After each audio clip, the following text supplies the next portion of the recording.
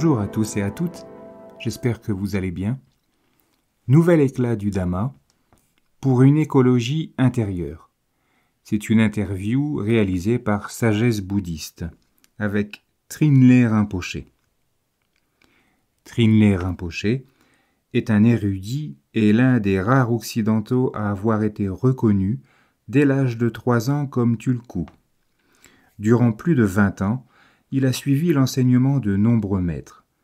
Il a poursuivi une formation universitaire occidentale en philosophie, ainsi que dans les sciences historiques et philologiques.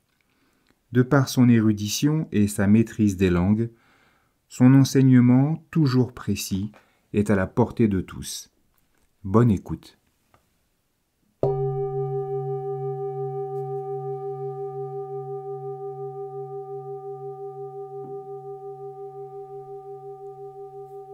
Question. Sagesse bouddhiste. Les bouddhistes sont-ils des écologistes dans l'âme? Trinley Rinpoché. La notion d'écologie, petit 1, l'écologie, la science des relations des organismes avec le monde environnant. La notion d'écologie, comme on la considère aujourd'hui, s'est développée pour faire face au problème de la destruction de l'environnement. Mais bien avant cette notion, on trouve des recommandations dans la parole du Bouddha quant à l'environnement, à la nature, et aussi notre comportement envers les autres êtres sensibles. La conception de l'écologie aujourd'hui, c'est une conception post-destruction de la nature.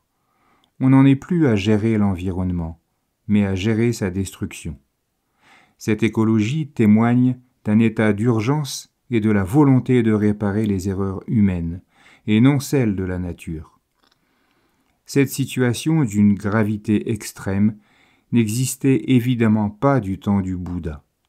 Donc, dire du Bouddha qu'il était écologiste, c'est un peu anachronique. Mais on peut dire qu'il enseignait un peu l'écologie. Il mettait en garde ses disciples contre les atteintes faites envers la nature. Il a enseigné la voie du milieu, celle de la simplicité, de savoir se contenter du simple nécessaire. Bouddha disait que plus on consomme, plus on veut continuer à consommer. On ne peut plus étancher notre soif de possession. C'est comme boire de l'eau salée. Plus on boit, plus on a soif. Où est le vrai contentement? Celui qui est dans le désir, dans l'envie, est en fait dans un état de mal-être. Et cela ne peut pas être soulagé par la consommation des ressources et des biens. Question. Donc l'avidité est la base du problème. Il existe plusieurs problèmes, notamment éthiques. Nous sommes dans une société où l'économie, dans son ensemble, est à peine respectueuse de la loi et se fiche de la morale. Le gain et le profit sont respectés par-dessus tout. Tout un fonctionnement s'est mis en place dans notre société. Et si nous voulons maintenant une société plus juste, pérenne, agréable pour le plus grand nombre, il va falloir remettre en cause ce système économique aberrant dans lequel on vit, ce système qui donne la meilleure place à l'argent, au détriment des individus. C'est une des principales causes aux problèmes écologiques. On a mis en place une dynamique d'enrichissement infini, mais sur une planète finie. Donc, on atteint les limites. Question. Y a-t-il une réponse bouddhique à cela? Dans le cadre du bouddhisme, on parle d'une moralité naturelle, dans le sens où il y a des effets et des conséquences aux actions que l'on entreprend. Cela définit ce que nous devenons et ce que nous allons vivre. Il y a une véritable causalité. Dans le bouddhisme, on ne peut être vraiment moral que si l'on se sent concerné. L'écologie et sa moralité relèvent de la question du respect d'autrui, de savoir situer son action par rapport à autrui. C'est très bien de se plier à des lois et des réglementations, mais au niveau personnel, les gens ne se sentent pas responsables. Ils estiment que c'est à l'État d'être responsable pour eux. Quand ils font quelque chose, ils le font pour eux, L'intérêt des autres passe en dernier, parce que ça ne les concerne pas. Le problème essentiel, c'est le problème moral. Tant qu'il existera des personnes dont le seul but de vie est l'appât du gain, il y aura des abus, des dérives. Même les produits écologiques sont devenus un business, un moyen de faire de l'argent sur le dos de ceux qui voudraient consommer responsable. Il faut agir moralement, et ainsi déterminer sa vie ultimement. Nos actions sont en train de déterminer ce que nous allons devenir. Tout l'argent qu'on aura gagné, on le laissera de côté le jour où on va mourir. La seule chose que l'on emporte au moment de sa mort, ce sont notre esprit, nos incarnations, notre empreinte karmique. Et tant que l'on ne réalise pas ça, on ne devient pas moral. Avoir une vie morale, ce n'est pas non plus avoir une vie de renoncement, de souffrance, mais une vie simple qui peut être confortable et saine, et probablement meilleure sans tout ce plastique qui nous entoure. Question. Des lois et des réglementations ne peuvent-elles pas offrir un cadre suffisant à l'écologie ? Non, ce n'est pas suffisant. Les gens ne penseront qu'à eux. Il faut être plus vertueux et comprendre les répercussions que l'on a sur les autres. Cela fait 30 ans que l'on parle d'écologie, et pourtant, cela ne prend pas. On en parle tout le temps, mais on n'a jamais autant pollué la planète durant ces 30 dernières années. Je suis choqué quand je vais en Asie, et que je constate l'ampleur des dégâts. Je suis outré par la bêtise des gens, qui veulent que tout soit propre, mais n'hésitent pas à jeter le paquet de chips par la fenêtre de la voiture, ou la canette de Coca-Cola. Et après, ils se plaignent que ce soit sale partout. Question. Et donc, comment faire survenir le déclic moral chez les gens ? Le premier problème, c'est l'ignorance. Les gens ne sont pas assez bien informés. Si ce sont des bouddhistes, il faut leur rappeler les conséquences karmiques et comment agir de façon vertueuse. Faire attention à l'environnement et aux autres, ne pas nuire à autrui. Voilà ce dont il faut avoir conscience. Si on aide autrui, on s'aide soi-même. Spirituellement, c'est bénéfique. C'est même bien plus qu'un cercle vertueux. Travailler pour les autres, c'est travailler pour soi. Où que l'on se trouve sur la planète, il y a différentes attitudes à avoir pour respecter l'environnement. Avoir les meilleures actions pour ne pas gaspiller. Avoir la bonne conduite, toujours en fonction du contexte. C'est aussi le travail des scientifiques qui connaissent et analysent les ressources qui peuvent nous renseigner. Il faut rester vigilant. La connaissance des faits, c'est bien, mais ne pas appliquer les mises en garde par manque de vigilance, c'est grave. Question. Scientifiques, écologistes, réseaux sociaux, quel rôle ont-ils à jouer ? Les scientifiques peuvent apporter une information importante par rapport à la connaissance des ressources aux situations les plus graves, là où il faut concentrer les efforts. J'entends par là, bien sûr, les scientifiques qui ont une observation non biaisée de la situation, pas ceux payés par des lobbies qui truquent leurs études. Je pense que la responsabilité principale des écologistes est d'informer et de donner l'exemple. Si on donne le bon exemple, les gens vont suivre.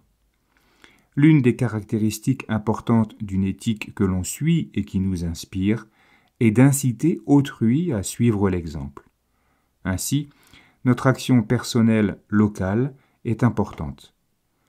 Les moyens d'existence justes, ce sont les choix que l'on fait dans la vie de tous les jours, dans son métier. Ce sont les moyens élémentaires de subvenir à sa vie, de se vêtir, de se nourrir, et dans une moindre mesure, de gagner de l'argent de façon responsable, non criminelle ou immorale. Si on donne l'exemple à notre famille, nos amis, nos collègues, ça peut rapidement prendre beaucoup d'ampleur. Je pense que l'action doit se faire à ce niveau-là. Nous avons les outils pour changer la réalité. On peut changer soi-même, et on peut ainsi influencer les autres individus, ce qui peut amener à changer la société. Or, les gens ont plus l'exemple du profit et de l'appât du gain. C'est pour cela que si l'on veut vraiment améliorer notre environnement, il faut remettre en question le système économique dans son ensemble. Autrement, tous nos problèmes vont perdurer. Les réseaux sociaux permettent d'informer les gens différemment et peut-être de leur révéler plus de choses. Par exemple, mettre en avant les façons dont sont brutalisés les animaux pour notre consommation et la manière dont sont fabriqués certains produits, au point de toucher vraiment les personnes et les faire réfléchir. Mon but à moi, ce n'est pas de faire pleurer les gens, mais plutôt de révéler ce qu'ils ne savent pas vraiment. Les réseaux sociaux sont vraiment pratiques pour sensibiliser les gens, pour qu'ils fassent la différence entre ce qu'ils ont envie de faire et ce qui est responsable. Question. Pourquoi les choses évoluent-elles aussi lentement dans le domaine de l'environnement ?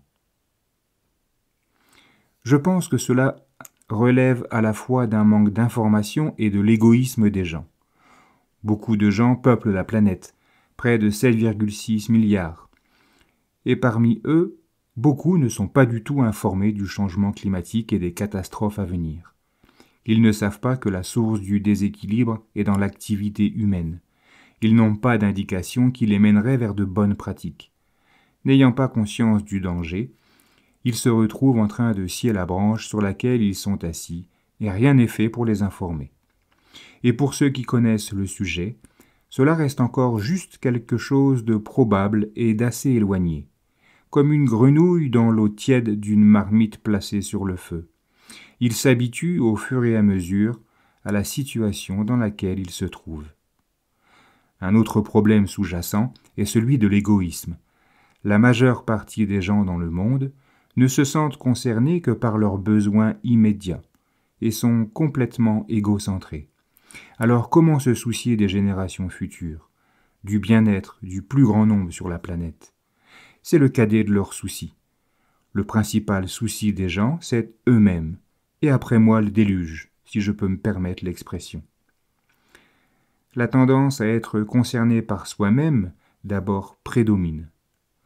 Quand les nantis savent qu'ils auront toujours les moyens de se déplacer pour aller chercher des ressources ou un climat plus tempéré, ils peuvent se dire « Il y a des solutions pour tout. La planète ne va pas se désagréger. Oui, l'eau va monter d'1 mètre. Ça va tuer 2 milliards de personnes. Mais cela ne va pas me concerner puisque je serai à la montagne, bien au-dessus du niveau de la mer. » Question. Lorsqu'on réalise le niveau d'urgence et la passivité ambiante sur la question du climat, est-il justifié de vouloir fortement secouer le cocotier ? Quand on est face à une mauvaise situation, on peut penser qu'il faut être révolutionnaire et s'engager dans la violence. Du point de vue du bouddhisme, ce n'est pas la solution, car la violence engendre toujours plus de violence, de souffrance. La solution est de soi-même travailler intérieurement, de rester dans une attitude bienveillante, compassionnée, soucieuse du bien-être d'autrui et agir pacifiquement. Il est important de toujours rester dans une forme de révolution pacifique non violente. Même les personnes responsables des désordres écologiques ne doivent pas être méprisées, mais il faut leur faire comprendre qu'elles commettent une erreur. L'important est vraiment de ne pas rentrer dans la violence, de ne pas rentrer dans la bêtise et de continuer à réfléchir sur ces différents sujets. Il faut faire pression, démocratiquement, pour que les bons choix, les choix du respect de l'environnement soient faits.